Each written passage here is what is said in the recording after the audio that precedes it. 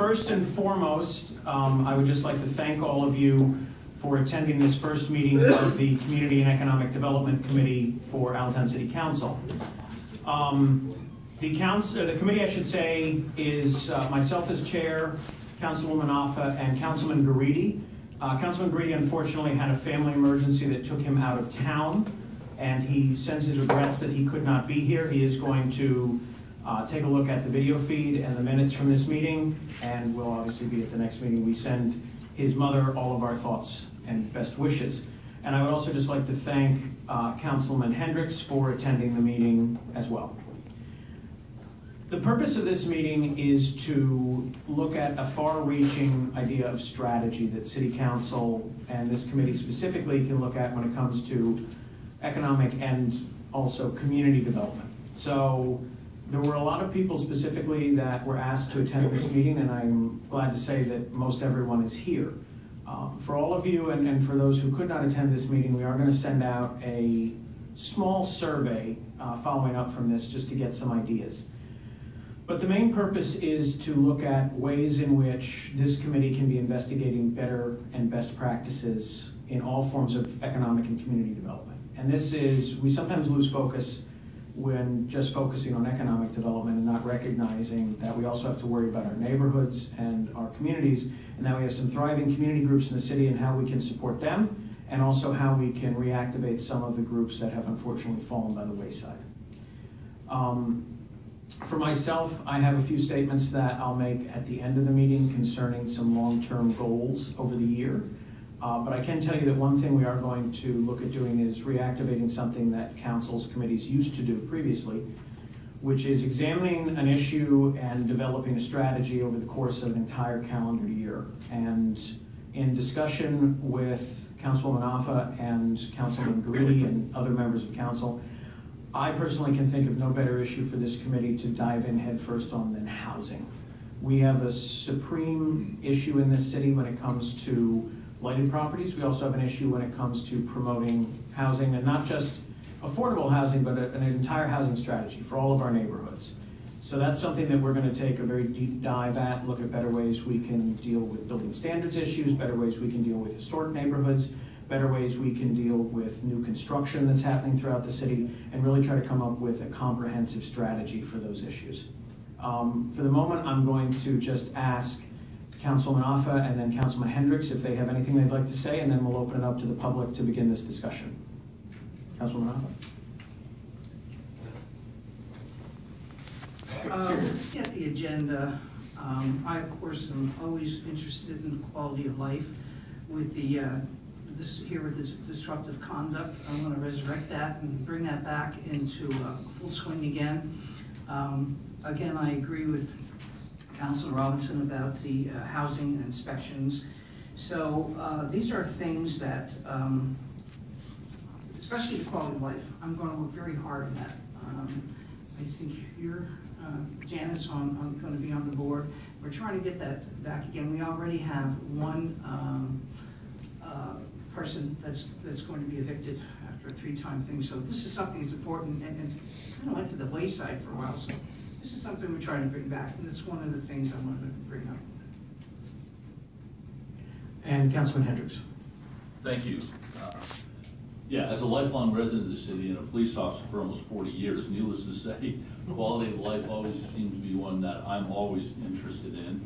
Working with all the crime watch groups throughout the city, as I have for a number of years, that's one that certainly is a priority to me. But along with all the other three, they're all great issues and issues that I feel are extremely important. Especially, right now with the housing issue, and I know that we have to look at expanding within our community and economic development and more employees right now, and that's something I'm going to be quite favorable of doing going in the near future.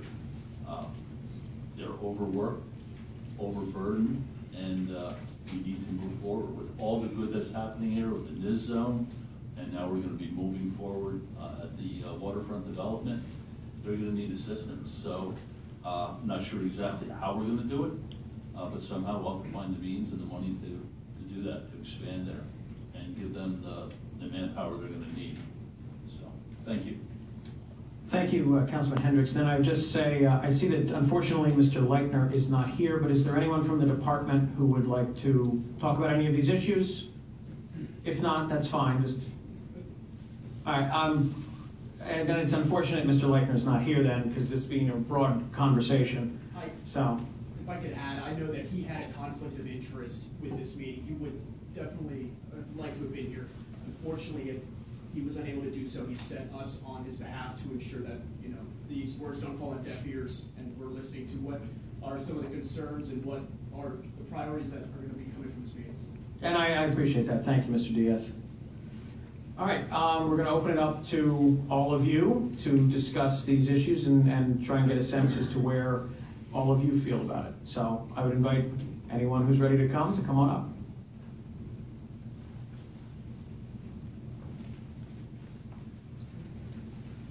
And we just ask if you could please state your name and address for the record, please. Don Bernhardt, 621 North Glenwood Street in Allentown, and I'm speaking really as Executive Director of Downtown Allentown Community Development Initiative and as co-chair of Upside Allentown. I'm co-chair with Rebecca Torres, who is Upside neighborhood resident and business owner. So just a few points, some of which you've already made, but one overarching point I'd like to make relates to housing and neighborhood improvement is that it's really important to maintain a comprehensive strategy. That's something I learned the hard way in my years at City Hall decades ago, is that it really takes that back in those days in the 70s, 80s, early 90s, we had a very successful physical improvement program and improved broad swaths, many whole wards of the city with very aggressive code enforcement. But if you don't have companion programs on many fronts, Councilman Hendricks certainly on public safety, I mean, any survey you do of neighborhoods, that's somewhere near the top. An economic development, really a workforce development strategy, something that was certainly missing years ago. If you don't enhance the prosperity of the neighborhood to maintain the improvements you'd offer. Some public infrastructure improvements are important. And last but not least, it's something that's really not in the city's jurisdiction, but I think coordination is important, is that improvement in the school district is important. Back in my day, I thought the old Allentown neighborhood was really on a steady upswing, and it was on an upswing, and it's been from time to time on that again since the 80s. But it's had its peaks and valleys, and something we saw in those days, and for sure we're seeing again, is residents are concerned about sending their children to neighborhood schools. That what we saw then is people would do elaborate rehabilitation of houses, but as soon as their children were school age, many of them moved out. And we see that again these days all across the income spectrum. And you may have already heard this tale from the CACOB homeownership counseling program that you're probably familiar with, that they have quarterly classes of about 100 people. And in the last one of those classes, you know, Alan Jennings would have liked to have been here tonight, but he's teaching a class tonight, but I'm going to repeat this tale that's really his tale, that he went to the sort of exit interview of a class of 100, and 50 of those 100 people were existing renters in Allentown, and asked them how many of you were contemplating buying a house in Allentown. And of 100 people, the answer was 0. And when people were pressed on, well, why is that? By far the predominant answer is, well, we're not willing to send our children to neighborhood schools. So I think there's a golden opportunity as the school district is knee-deep or beyond knee-deep already into their new strategic plan. I think it's important that there's cooperation on that front. I mean, they're going to do something with the 2 old school properties as they build in those, and that's just one of many things. I'm personally a big believer in early childhood education. I've been on the board of Community Services for Children for 25 years. And we have one of the 10 best Head Start programs in the entire United States here in Allentown, Pennsylvania. And I think building on that success and reaching more children is important. You already talked about code enforcement, so I won't dwell on that, but that's a core piece of any neighborhood strategy, that neighborhood residents have to realistically expect that their neighbors are going to follow the law, and sometimes that takes enforcement. You know, in my 16 years as community development director, we had aggressive programs to go hand in hand with that. Certainly we had aggressive enforcement, but we had loan and grant programs administered by city staff, and I realize you don't have the resources to resurrect that, but I'm very encouraged that there's a contract finally moving between the city, I believe with Home Dollars, and CACOB and HADC to make some grants and low interest loans available to property owners, both existing ones and potential new ones, that just don't have the resources to make the home improvements that they know they need to make. So that's very encouraging, and I would encourage you to stick to that and enhance it. A quick word about target areas. And Upside Allentown and a number of city staff people and some nonprofit housing experts, people who know a lot more about housing than I do, just a couple of weeks ago did a tour of Center City and said, well, where should we really target our efforts? And I won't talk about this block by block specific, but just a general concept that I think it's important with the limited resources you have to have really tightly defined target areas, pretty much a block at a time. Identify a block where things are starting to happen, really make more happen in that block, and once that's a like high profile success story, build out from that. It's too easy, you know, downtown Allentown, even just Center City Allentown is a pretty big place. And if you have one success story here, but the next one's a mile away over here, you don't have a real onus, you don't have the critical mass for success. So I think it's important to identify some tightly defined target areas. I mentioned infrastructure. I think the city's done a nice job with things like street lighting, street trees. There's been quite a bit of that done, but I think it's important to have a careful plan for that everybody understands.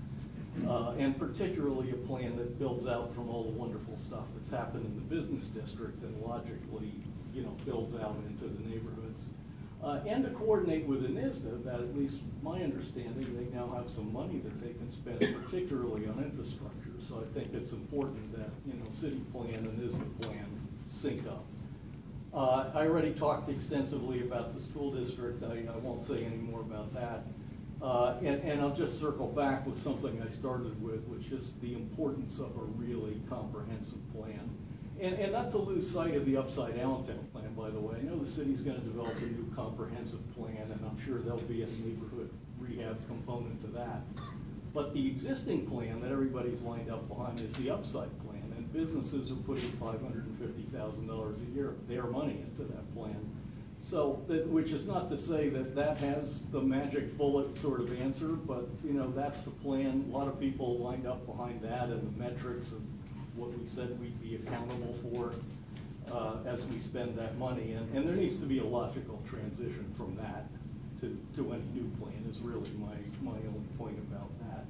And something else you may want to ponder, and I don't have strong feelings about this, is but I think it's worth a look, because some cities, including Bethlehem, have had at least limited success with highly targeted local tax abatement. And I know that's a tough issue that you don't really have the tax dollars to give away. It would have to be something tightly limited to just the right thing. But I think it's worth taking a look at. So, thanks. Thank you very much, Mr. Bernhardt. Excuse me, is the microphone on? Because we can't always hear everything you said. Well, I may not have been close enough to it. I didn't realize that. No. Is this thing on? Yeah, that would. That will not be your Yeah, thanks. Yeah, I thought so. Are ours on, yeah? Yeah, yours are on. It's not on. Hello. It's on. Okay. There's a little light here. Good. Well, thank you. I appreciate you guys holding this meeting tonight. I think it's really a great step in the right direction to create a strategic plan. And I wanted to follow up with Mr. Bernhardt, because he kind of hit on a couple things as to why I even wanted to come tonight. Charlie Thiel, 22 South 16th Street. And I just wanted to, in representing the school board, and I just want to take that position here for a moment as president of the Allentown School Board. First of all, as a blanket statement to City Council, we long to work collaboratively together between the school board, city council. We're in this together. Different responsibilities, different places and reaches of authority and opportunities to serve the community, but we're in this together, clearly. And that's something we need to embrace. And I know, speaking on behalf of my colleagues on the school board, we long to work and continue an open dialogue of what we can do to work together. Something tangible that potentially can be considered by the city is the new elementary school that is being placed at the old Ritter, was it Ritter and Smith, was it called, right? The lumber yard there between Gordon and Liberty and 12th and 13th. Also want to mention for those here tonight as well, February 20th, I don't recall the time off the top of my head, looking at the calendar, I think it's 6:30. Mr. Parker? Do you remember? Is it 6:30? 6:30. At Hope Community Church in the neighborhood there's an open forum to public hearing. We legally have to do it, but we also want to hear from the community in regards to the elementary school. But in terms of what Mr. Bernhardt said about targeting an area, I mean, there could be some great returns on targeting an area over the next couple of years that's going to see an elementary school. And targeting that surrounding area, whatever that looks like, and whatever programs, whatever incentives, whatever initiatives, I think there could be some force multipliers as we in the school district work together with the city to not just create a new elementary school, which we did based upon feasibility studies and recognizing that schools that were built in the 1800s just weren't feasible to continue running, but also, you know, together what we can do to make a difference. We did intentionally make that a community elementary school. The first one in its nature by design here in Allentown, by specifically providing community services in the architectural plans of that building itself. So I encourage council to even come to that meeting. If you haven't seen the plans or heard some of those specific things, they will be presented that night. And something to think about and consider in terms of a strategic plan where you already have some leverage going into that community over the next few years with the new elementary school. Thank you. Thank you very much. Hello, Adrian Schenker, Executive Director of Bradbury Sullivan LGBT Community Center, which is at 522 West Maple Street in Allentown. I'm appreciative of this opportunity to share some thoughts about the direction of community and economic development here in the city. First off, I think that it's rare that City Council is able to make time for kind of a broad strategy conversation rather than dealing with a single instance, which is often kind of the way that that municipal government has to operate. So I really want to honor that you're taking this time. I want to argue that the city would be really well served by taking a moment to think not about what has happened in the past, but how to create a broad vision that is very different than what's happened in the past.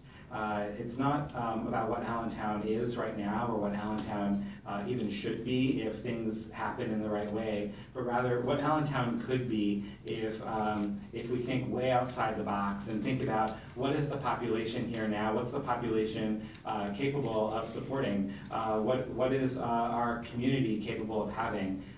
When we opened Bradbury Sullivan LGBT Community Center, we had all of the naysayers possible that said, you know, there's not enough of an LGBT population to sustain a community center. There's not enough, funds to support another arts and culture organization in the city. All of that was incorrect because it was grounded in an old way of thinking, which is that you have to already have the population you need in order to get what is deserved.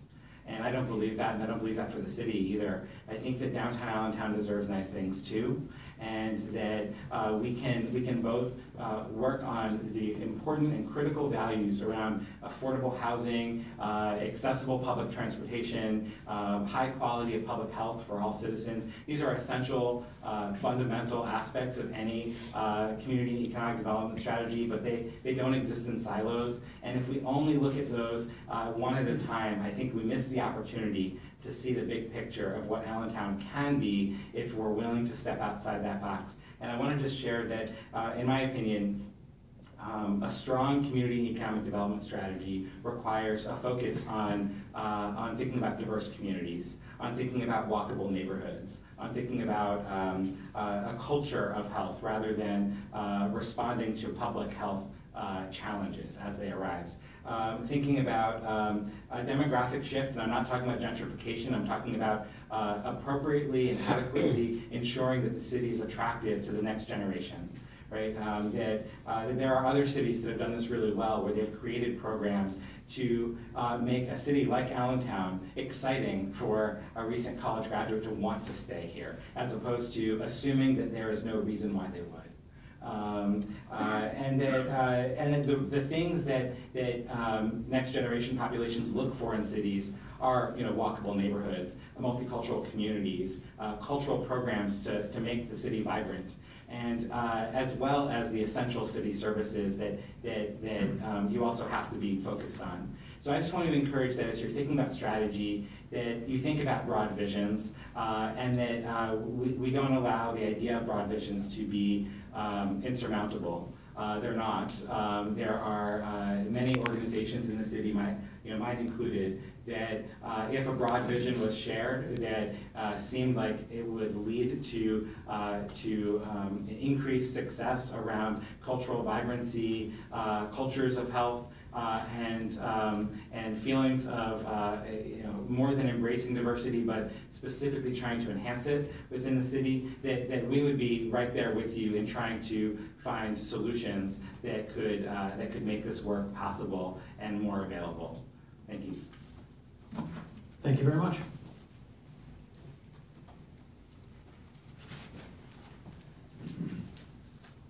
Hello, everyone. Peter Lucas from Main Street on 7th Street. I'm also a resident of 7th Street and at 445 North 7th. I appreciate you guys taking the time to hear from us, which is really exciting. I did not provide concepts. I kind of provided a laundry list of like some things with my Main Street manager hat on and some things as just a neighbor, kind of saying like what I'd love to see happen in Allentown. I love the initial conversation about quality of life issues, and I think that I hear that all the time, like the 3-call landlord thing should be enforced. It's I think a huge thing. It gets rid of a problem tenant, but it also makes a landlord own the fact that they rented to a problem tenant and didn't do anything about it. So I appreciate you mentioning that. I kind of added then to like kind of quality of life issues. Something that I've heard and I've had to deal with as manager of 7th Street and a resident is I always pick the middle lane of 7th Street, because of double parked cars. We all joke about it, everybody's waving their hands. I would love to see us really enforce, like getting those double parked cars ticketed. Not beeps to tell them to move, get them ticketed. And I think that would be just amazing for the city of Allentown. Not just because it's 7th Street and I'm there, I just read about it all the time. It's just crazy that we joke about it, but it's like we're not effectively really kind of enforcing that.